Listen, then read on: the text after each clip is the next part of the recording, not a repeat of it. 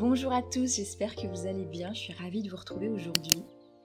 Je suis en train de préparer l'inverse des épisodes précédents, à savoir interview de chaser de la part des runners, donc les questions que les runners ont pu me poser, que ce soit sous le post YouTube ou que ce soit sur la story que j'avais partagée sur Instagram. Donc j'ai récolté les questions. S'il y a encore des runners qui ne m'ont pas encore communiqué leurs questions, qui aimeraient poser des questions aux chasers pour comprendre un petit peu ce qui peut se passer de l'autre côté chez leur autre, n'hésitez pas, je n'ai pas encore commencé à envoyer les questionnaires aux chasers qui se sont portés volontaires.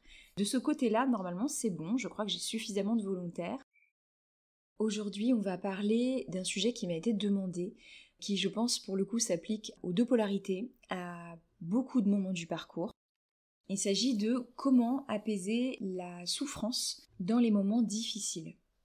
Cette question, je me l'étais moi-même posée et c'est d'ailleurs le premier outil que j'ai choisi de développer pour vous aider à soulager la souffrance dans les moments difficiles en toute autonomie. Donc c'est la raison pour laquelle j'ai écrit un e-book et que j'ai enregistré à l'intérieur de ce e-book une auto-hypnose pour aider à apaiser quand il y a des moments de grande souffrance. Je vous mettrai le lien vers cet e-book en fin de cette vidéo.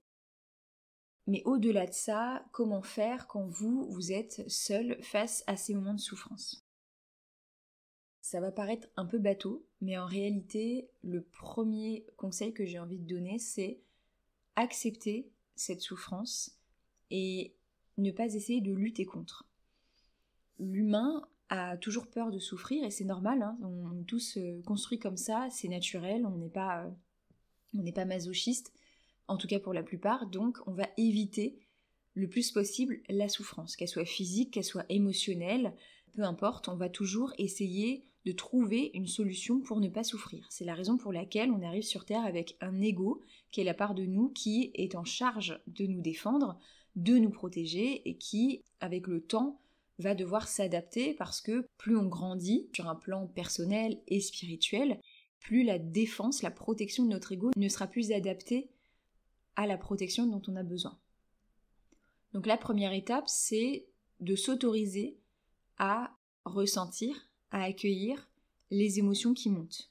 Tout simplement parce que une émotion, c'est de l'énergie en motion, donc de l'énergie en mouvement. C'est censé être en mouvement dans votre corps. Donc une émotion, c'est là pour bouger à travers votre corps pour se libérer. Sauf que la plupart du temps, quand on en a peur et qu'en plus on a eu, comme c'est le cas pour la grande majorité des flammes jumelles, une enfance assez difficile, voire chaotique, le plan émotionnel, c'est un plan sur lequel on n'est pas confortable, dans lequel on n'a pas appris à s'installer sereinement. Donc, on va avoir tendance à l'éviter, donc soit à s'occuper, à se divertir, à essayer de fuir cette sensation désagréable, soit c'est quelque chose qu'on va complètement refouler, donc on va même pas vraiment se rendre compte qu'il y a cette souffrance-là, soit on va avoir l'impression que si on y plonge, on va y rester coincé. En fait, il faut savoir qu'une émotion, elle met en général entre quelques minutes, voire quelques jours grand maximum, à nous traverser complètement. Donc, le fait de refouler une émotion, ça a tendance à l'installer, à faire en sorte que, en fait, vous pouvez imaginer qu'il y a comme un bras de fer entre vous et votre émotion. Mettons que si vous êtes extrêmement triste, que vous ne voulez pas ressentir cette tristesse, que vous voulez juste qu'elle s'arrête, et je l'entends, hein, on a tous la même envie, quand on est triste, on a envie que ça s'arrête. Du coup, vous vous dites que d'un côté, il y a une main, c'est la tristesse, et l'autre main, c'est vous qui essayez de ne pas ressentir cette tristesse. Sauf qu'en fait, vous faites un bras de fer dans lequel vous vous fatiguez, et dans lequel vous ressentez quand même, un tant soit peu, l'émotion désagréable que vous avez envie d'éviter. Au moment où vous acceptez de sortir du bras de fer, de lâcher la pression de votre côté, de la laisser s'exprimer, déjà, il y a un soulagement qui se fait. Parce qu'il y a plus cette tension intérieure j'essaye de contenir et en même temps, je sens que j'ai du mal à contenir. Ensuite, il y a le fait que cette émotion, vu que vous acceptez de l'accueillir, elle peut s'exprimer, donc se libérer. Je vais quand même préciser le fait que si vous n'avez jamais vraiment fait de travail sur vous et que vous partez un petit peu de zéro là-dessus, que vous n'avez jamais eu de thérapeute pour vous accompagner, enfin voilà, que vraiment vous partez de zéro et que vous avez un vécu en termes d'enfance ou d'adolescence qui est très difficile, ou juste même difficile, que vous savez qu'il y a peut-être des squelettes dans le placard, je vous invite à vous faire accompagner par un ou une thérapeute parce que ce sera un environnement qui sera beaucoup plus sécuritaire pour vous. Que vous saurez que vous avez une main qui est là tendue pour vous aider, peut-être pour vous sortir la tête de l'eau. Et il y a des moments où on a besoin d'un soutien, de quelqu'un de confiance pour pouvoir traverser certaines épreuves. En revanche, si vous avez déjà fait pas mal de travail sur vous, que vous vous connaissez relativement bien, mais juste que vous sentez qu'il y a quelque chose de gros qui a besoin de s'exprimer et que vous luttez parce que vous n'avez pas envie de replonger, vous pouvez à ce moment-là prendre des moments pour accueillir. Je ne sais pas si ça va vous aider, mais je crois que j'en ai déjà parlé dans d'autres épisodes. J'ai cette vision sur le plan psychologique qui est qu'on a plusieurs parts de nous. On a évidemment l'enfant intérieur, le féminin, le masculin, le sage, le critique, etc. En fait, on a une multiplicité de parts de nous. Pourquoi ? Parce que à chaque événement qu'on va vivre, on va avoir une part de nous qui va s'exprimer. Et alors on peut avoir aussi l'approche chamanique qui m'est chère aussi. Voilà, je m'étais connectée un peu au chamanisme parce que c'est une approche qui me parle beaucoup, que je trouve très, très sage. En chamanisme, on va dire aussi que quand il y a des événements qui sont choquants, voire traumatisants, on peut avoir un morcellement d'âme. On peut imaginer que c'est comme s'il y avait un petit morceau d'âme qui vient se détacher parce que ce que vous avez vécu est trop difficile et qui va rester quelque part en flottement dans la ligne de temps dans laquelle ça s'est passé. Et donc, quand on fait le travail, que ce soit en chamanisme, en hypnose, ou peut-être par d'autres thérapies, l'approche que moi j'affectionne, c'est d'aller rechercher ces parts de nous qu'on a évincées, qu'on a mis sur le côté, pour pouvoir les réaccueillir. En réalité, ces parts de vous, elles sont précieuses parce qu'elles ont leur propre approche, elles ont leur propre richesse, et que vous pouvez vous imaginer comme étant une boule à facettes, et que chaque facette, c'est une part de vous.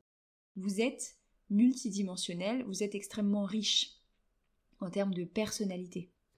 Et le fait d'avoir l'approche qui est d'aller vous réconcilier avec les parts de vous que vous avez pu laisser de côté, évidemment, inconsciemment, ça permet aussi de venir apaiser en profondeur. Donc pour moi, il y a plusieurs strates. Il y a la strate émotionnelle, où là on va directement aller soulager l'émotion qui fait en quelque sorte un trop-plein qui a besoin de s'évacuer, de s'exprimer. Et ensuite, si on veut aller plus loin dans le travail, on va avoir aussi la réconciliation avec cette part de vous qui a été éjectée, mise de côté, en tout cas, on va dire mise sous le tapis, par le passé. Et ça, c'est exactement ce que je vous accompagne à faire dans l'audio et d'auto-hypnose que j'ai inséré dans l'e-book que je vous listerai en fin de vidéo. Pour moi, ce qu'il est extrêmement important de comprendre, c'est que malgré ce qu'on peut avoir l'impression de ressentir pendant une bonne partie du parcours, la solution, elle se trouve pas dans les mains de votre autre. Souvent, et ça je l'ai déjà dit, on va avoir cette croyance erronée qui est que si l'autre revient, si l'autre nous aime, si l'autre nous accueille, si l'autre nous pardonne, alors tout ira mieux. En réalité, c'est faux, parce que comme vous le savez maintenant, j'espère, depuis tout ce temps, l'autre, c'est votre miroir, le plus parfait. Donc en réalité, ce que vous recherchez à travers l'autre, c'est votre propre approbation, votre propre pardon. Tout ce que vous recherchez à travers cette relation, c'est finalement ce que vous n'avez pas dans votre relation à vous-même. Et ça, c'est hyper important de le comprendre. C'est aussi pour ça que le chaser court derrière son runner, parce qu'en fait, il va chercher dans son runner des choses qu'il aimerait pouvoir trouver en lui, et le runner, il va fuir le chaser parce qu'il veut éviter à tout prix ce miroir, parce qu'il n'a pas envie de voir certaines choses que le chaser lui reflète de la manière dont il se traite lui-même. Donc c'est ça qu'il faut comprendre, c'est qu'en fait, quand on parle du jeu de miroir dans les flammes jumelles, ça veut dire que votre autre, il vous reflète dans ses comportements, dans ses paroles, la manière dont vous vous traitez vous-même. Donc, quand on est dans des phases de souffrance profonde, et j'écarte pas du tout le fait qu'évidemment il y a cet amour qui est là, et bien sûr qu'on a envie de relationner avec l'autre, je dis pas du tout qu'il y a quelque chose de complètement égocentré dans cet amour. Bien sûr qu'il y a une envie de connecter à l'autre, mais dans le côté blessé de cet amour, il va y avoir en réalité une quête de réparation à travers l'autre. Et ça, c'est vraiment important de le comprendre. Parce que tant que vous continuez à être dans justement cette fameuse quête de réparation à travers l'autre, vous risquez d'être extrêmement déçu. Pourquoi ? Parce qu'en fait, vous êtes en train de demander à une personne qui a le rôle, en termes de contrat d'âme, de miroir avec vous, de venir vous réparer. Si je prends une image que je donne souvent, que ce soit en rendez-vous ou peut-être en guidance de temps en temps, c'est comme si vous regardiez dans le miroir, que vous avez une tache sur la joue, et que vous êtes en train de vous échiner à gratter le miroir pour le nettoyer, en vous énervant après le miroir parce que le miroir vous montre une tache sur votre joue. Le miroir, il vous montre juste ce qui est. Point. Ensuite, c'est à vous de faire preuve de suffisamment de finesse pour comprendre que le miroir, il est en train de vous refléter ce qui est sur votre joue. Et que donc, si vous essuyez la tache sur votre joue, le miroir, il va vous refléter, en conséquence, le fait qu'il n'y a plus de tache sur votre joue. Et donc, quand on est encore dans ce jeu de « je cours ou je fuis », on est encore dans la quête de « je cherche quelque chose à travers le miroir en face de moi » ou alors « je fuis le reflet que le miroir m'offre ». Dans les deux cas, vous vous rendez compte que ça n'a pas de sens. C'est-à-dire qu'étant runner, vous ne pourrez pas fuir le reflet du miroir toute votre vie. C'est d'ailleurs pour ça que le runner a souvent des tierces sur son parcours et des tierces amoureuses pour avoir une sorte de miroir en face, parce que c'est comme ça qu'on évolue. Et si vous êtes chaser, vous comprenez bien que c'est pas en courant derrière votre miroir et en essayant de le changer pour que la forme elle corresponde à quelque chose qui vous met plus en valeur dans le reflet que vous allez l'obtenir. En réalité, si vous voulez changer l'image que vous voyez dans le miroir, il s'agira de vous changer vous en premier. Donc, quand on est dans cette grande souffrance, il est très très très tentant d'aller chercher du réconfort auprès de son autre, d'en attendre aussi. Pour moi, ça c'est quelque chose qu'on peut faire peut-être une fois qu'on a atteint la complétude et qu'on est en retrouvailles réunion, et encore, je dirais même plus réunion, où là on va essayer de construire une relation ensemble, et donc ça va passer par le « voilà, moi j'ai besoin de ça, et toi t'as besoin de ça, ok, comment on peut faire fonctionner cette relation dans la matière ?» Mais parce que là, on aura suffisamment développé de ressources en soi-même pour être capable d'apaiser en soi ce qui se passe. Et donc, le fait d'avoir cette relation en plus avec l'autre dans la matière, ça vient quelque part couronner le tout, et évidemment que, étant dans un couple bienveillant, on a envie de pouvoir soutenir l'autre aussi dans son avancement, son développement de soi, etc., etc. Mais tant qu'on est en parcours, pendant une bonne partie du parcours, ce qui va être attendu, c'est qu'on puisse aller se rééquilibrer soi et venir apaiser en soi ce qui s'y passe. Donc là, comme je le disais, il y a plusieurs options. Déjà, ça va dépendre aussi beaucoup de la polarité. Je constate que les runners, avant d'être vraiment en fin de parcours, c'est-à-dire quand le chaser est passé en switch et que le runner, du coup, il va commencer à se poser des questions sur le lien, qui va avoir même parfois des rappels à l'ordre très francs de la part des guides ou de la source ou de sa propre âme, il va comprendre qu'en fait là, c'est entre ses mains à lui, qu'il est temps de se prendre en main, d'avancer, peut-être de faire le retour vers son chaser. Donc là, en général, les runners, ils vont être plus enclins à demander du soutien extérieur, de l'aide extérieure, mais c'est vrai que pendant une grosse partie du parcours, les runners, ils cheminent beaucoup seuls. En fait, ils vont demander un petit soutien de temps en temps, comme ça, ils vont prendre une séance de temps en temps sur un truc qui est vraiment bloquant, et souvent, ils vont avancer et continuer pendant un moment. Et quand ils arrivent en fin de parcours, effectivement, là, ils se retrouvent un peu avec tous les dossiers qu'ils n'ont pas réussi à traiter seuls, et effectivement, là, ils peuvent avoir besoin d'un bon coup de pouce pour débloquer ce qui reste. Pour les chasers, ça va être un petit peu différent, en tout cas de mon observation. Encore une fois, je ne fais pas d'absolu. Plus je découvre de parcours et plus je me rends compte que vraiment chaque parcours est unique. Je le dis à chaque épisode, mais parce que vraiment c'est hyper important d'entendre ça et de l'intégrer. Chaque parcours est unique, mais je constate que souvent le chaser, il va avoir besoin d'aide beaucoup plus tôt dans son parcours.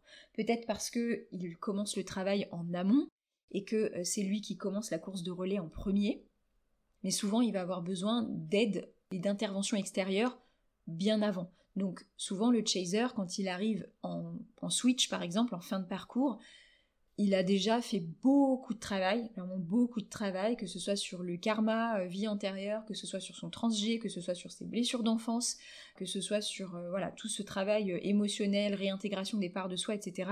Souvent le chaser, il a fait beaucoup de travail accompagné pendant longtemps. Maintenant, si vous vous posez cette question-là de comment apaiser la souffrance, c'est peut-être que vous êtes en début ou en milieu de parcours et que vous avez l'impression que cette douleur, elle vous submerge. Et je l'entends parce que c'est une douleur qu'on n'a jamais ressentie avant. C'est une douleur qui vibre différemment des autres douleurs.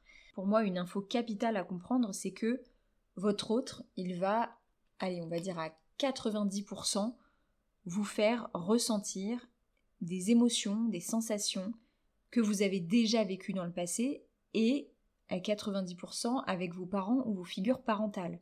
C'est pour ça que c'est extrêmement douloureux, parce qu'en fait, vous allez revivre des blessures d'enfance, donc qui datent d'il y a très longtemps, qui touchent à des souffrances très profondes, et à travers une des âmes que vous aimez probablement le plus au monde. Donc, en réalité, la clé, elle se trouve dans un gros travail sur l'enfant intérieur. Ça, c'est extrêmement important de pouvoir faire ça. Si vous n'avez pas du tout entamé ce travail-là, ça peut passer déjà par le fait de vous reconnecter à cette énergie de l'enfant intérieur, peut-être par des méditations douces dans un premier temps, mais encore une fois, le parcours de flamme jumelle, pour moi, c'est un parcours qu'on n'est pas spécialement censé faire en solitaire, dans le sens où on touche à des choses tellement profondes que l'ego va être très en réaction, parce qu'il est là pour nous protéger, et s'il est très en réaction, ça veut dire que vous ne pouvez pas vous appuyer sur vous-même, parce que vous allez être biaisé par votre ego pour pouvoir guérir. Donc, l'idée, c'est vraiment de faire la part des choses entre les choses que vous pouvez apaiser vous-même, avec des outils qui sont disponibles, que ce soit ceux que je propose, que ce soit ceux qu'Internet propose de manière générale, parce qu'il y a beaucoup de choses qui circulent aujourd'hui sur Internet, et les sujets où vous sentez qu'il y a quelque chose de costaud derrière.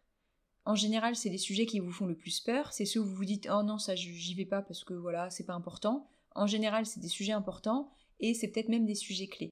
Donc, si vous sentez qu'il y a des sujets comme ça, faites-vous aider, faites-vous accompagner, laissez-vous guider par votre intuition, choisissez les personnes qui vous semblent de confiance, mais faites-vous aider. Parce qu'il y a trop de parcours qui peuvent stagner pendant des années et des années et des années, parce que il y a des angles morts, il y a des choses qu'on ne voit pas, il y a des choses sur lesquelles on n'a pas envie d'aller, parce que ça fait peur, mais en général, c'est là que se trouvent les clés pour avancer. Au-delà de ça, dans les outils qui peuvent aider à apaiser la souffrance, j'aime aussi beaucoup l'approche corporelle, parce que pour moi, le corps ne ment pas. Donc si vous sentez qu'il y a des émotions qui peuvent être bloquées au niveau du corps, pareil, il y a plein d'approches qui peuvent être utiles.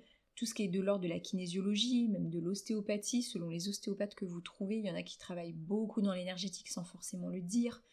Il y a la danse intuitive, il y a le shaking, le fait de se secouer dans tous les sens, de secouer ses bras pour faire sortir la tension. Il y a plein de la sophrologie aussi, qui va travailler avec le corps. Donc, pour les émotions bloquées, la souffrance, il y a des approches par le corps qui sont très fiables et qui aident beaucoup. Aussi pour les personnes qui ont du mal à avoir accès à leurs émotions, ça c'est des outils qui sont très précieux. Et il y a l'approche sur le plan émotionnel. Donc là, on va être sur des approches, alors ça peut être de la psychologie, si vous vous sentez à l'aise de parler de ça avec un ou une thérapeute psychologue. Il va y avoir toutes les approches en thérapie brève, donc celles que moi je peux faire, que ce soit en PNL, en hypnose, etc. Et l'avantage que je trouve à l'hypnose, évidemment je vais prêcher pour ma paroisse parce que c'est un outil qui moi m'a énormément aidé sur ce chemin, et que de manière générale je vous partage ce qui m'a aidé sur mon propre parcours. L'hypnose, ça a l'avantage aussi de faire la part belle à l'inconscient, qui est quand même la part de nous qui dirige à 90% nos décisions du quotidien, et dans lequel se trouvent tous nos blocages, toutes nos peurs, tous nos systèmes de croyances qui aujourd'hui ne nous permettent pas d'atteindre les objectifs qu'on se fixe, que ce soit dans ce parcours-là, que ce soit dans notre vie de manière générale. L'hypnose, ça a l'avantage de faire travailler sur beaucoup de mécanismes inconscients. Il va y avoir aussi toute la thérapie qu'on peut faire en autonomie, type journaling. Je sais que je suis pas trop férue de ça, tout simplement parce que j'arrive pas à m'y tenir. Mais vous pouvez aussi dédier un journal dans lequel vous prenez le temps de poser vos pensées de manière honnête, de manière sincère. Je connais des personnes qui me sont très chères, qui font ça par vocaux, qui enregistrent ça, des messages. Ils n'envoient ça à personne, mais ils enregistrent tout ce qui leur passe par la tête. Et l'idée, c'est juste de sortir tout ce qui est dans la tête pour pouvoir poser quelque part de manière structurée sur un support. Donc ça, c'est des choses que vous pouvez faire en autonomie. Selon moi, il n'y a pas une bonne méthode pour apaiser la souffrance de ce parcours. L'idée, c'est de vous dire que ce parcours, en général, il va s'échelonner au moins sur quelques années. Donc, dites-vous que c'est un marathon. C'est pas un sprint. Contrairement à ce que souvent on a plutôt dans l'énergie chaser, on a le côté un peu sprint, en mode allez hop hop hop, j'ai la to-do, maintenant j'y vais. En réalité, c'est un marathon parce que vous allez faire ce travail d'apaisement des souffrances couche par couche. Je prends toujours l'image de l'oignon parce que c'est le classique. En fait, comprenez bien que les souffrances sur lesquelles votre jumeau ou jumelle met le doigt, c'est pas votre autre qui est à l'origine de cette souffrance, c'est juste que votre autre a la capacité de mettre le doigt dessus, là où peut-être personne d'autre n'a la capacité de le faire. Donc, votre travail à vous, une fois que votre autre a mis le doigt dessus, c'est de pouvoir faire comme un oignon et d'aller enlever couche par couche ce qui fait véritablement souffrir pour arriver au cœur. Et donc ça va demander une approche souvent assez pluridisciplinaire. Moi, c'est l'approche que je privilégie, c'est l'approche que je recommande aussi, parce que je pense que chaque approche a son lot de bienfaits à offrir, et que s'en tenir à une seule approche avec un ou une seule thérapeute, ça peut parfois être trop biaisé ou trop limité, et surtout que je pense qu'en tant qu'être humain, on a tous nos dons, nos capacités, et que donc certains thérapeutes pourront nous aider particulièrement sur un aspect de vie parce qu'ils ont des dons et des capacités pour nous aider là-dedans, et d'autres sur d'autres. Donc le fait de faire appel à plusieurs personnes avec plusieurs outils différents, je trouve ça très précieux, ça permet d'aller davantage en profondeur, et ça vous permet justement tous ces chocs, tous ces traumas, toutes ces situations qui ont été difficiles à vivre par le passé, ça vous permet de les dénouer petit à petit, une par une, jusqu'à arriver au cœur, et que vous puissiez finalement dénouer la situation finale ou originelle, et qui vous permet de trouver un véritable apaisement qui soit durable. Je suis en train de me dire qu'il serait aussi utile que je vous mette dans la description qu'il y a sous l'épisode le lien vers le Discord. Je l'avais déjà mis sous un autre épisode. J'ai créé un espace Discord à votre demande pour que vous puissiez aussi connecter avec des personnes qui sont en parcours. J'ai vu aussi récemment une runneuse qui demandait si elle pouvait échanger avec d'autres runneuses sous une des vidéos. Je vous laisse évidemment vous contacter entre vous en commentaire ou par message privé. Mais sachez que j'ai ouvert cette plateforme-là de Discord aussi pour que vous puissiez connecter avec des personnes qui sont en parcours, peut-être formuler directement sur le Discord si vous souhaitez connecter avec des runners ou des chasers, peut-être des gens qui sont à la même étape que vous, dans la même polarité que vous, ou au contraire à l'inverse pour essayer de comprendre ce qui peut se passer et un petit peu se soutenir. Je constate qu'on est dans une période aussi où il y a des binômes chaser-runners qui se forment en termes d'amitié, qui se soutiennent dans des étapes clés du parcours. Donc ça me semble important de partager ça. Je précise que je n'interviens pas du tout sur Discord. J'ai juste ouvert l'espace. J'ai eu l'aide d'une personne qui a créé le Discord, de sorte à ce qu'il soit bien organisé. Mais moi, je n'interviens pas du tout dessus. C'est vraiment votre espace à vous. L'idée, c'était juste que je suis un peu l'entonnoir qui amène vers ce Discord si vous sentez que vous en avez besoin. Mais dans l'absolu, c'est vraiment votre espace à vous. Donc je vais mettre, encore une fois, le lien dans la description. Et si vous voulez le rejoindre, je sens qu'il peut y avoir besoin d'échanger en ce moment peut-être entre vous. Donc n'hésitez pas. Sur ce parcours, je sais qu'on peut se sentir isolé parce qu'on ne peut pas en parler à grand monde. D'où le fait que j'ai tout de suite ouvert rapidement une plateforme sur Discord quand on me l'a demandé, parce que je sais que la solitude c'est quelque chose qui pèse énormément et que c'est quelque chose qui peut beaucoup enfermer et voilà, on peut se sentir complètement isolé. Donc évidemment, si vous voulez dénouer un point particulier, que vous avez envie de conseils et d'être éclairé sur votre parcours et de savoir comment avoir des outils pour débloquer votre parcours, vous pouvez tout à fait me contacter.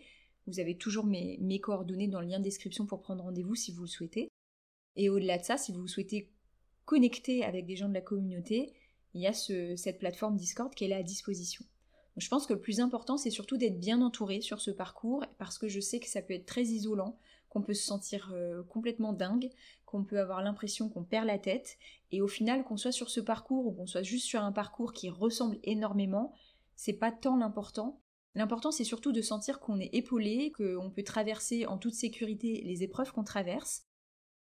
Donc la priorité pour moi, justement pour apaiser les souffrances, c'est surtout d'avoir un entourage qui est solide, que ce soit virtuel ou que ce soit physique, des gens auprès desquels on peut se ressourcer, sur lesquels on peut s'appuyer, d'avoir un ou des thérapeutes de confiance qui peuvent nous aider à traverser les périodes où on a l'impression d'avoir la tête sous l'eau, et petit à petit de construire sa solidité intérieure pour savoir que à chaque épreuve, on est de plus en plus fort et de plus en plus capable d'accueillir toutes les parts de nous, et justement ce travail de fond sur le fait d'accueillir les parts de soi, ça permet aussi d'être d'autant plus dans l'amour de soi, dans la compassion vis-à-vis de soi, et d'être de plus en plus dans la douceur, et aussi de récupérer des parts de nous qui sont solides et qui sont capables d'accueillir les émotions profondes qu'on peut traverser pendant ce parcours.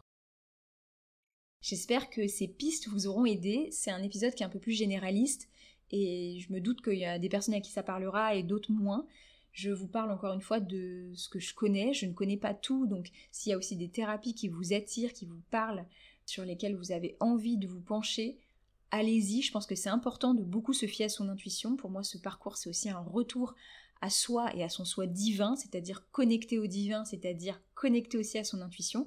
Donc faites-vous confiance. Si vous sentez qu'il y a un ou une thérapeute où vous dites « Ah ouais, là, ça j'aime bien son approche, j'aime bien voilà, la manière dont cette personne se présente », allez-y, ça c'est important, c'est des indicateurs où vous devez vous sentir en sécurité. En tout cas, pour pouvoir vous sentir bien accompagné, vous devez vous sentir accueilli et en sécurité. Voilà pour aujourd'hui.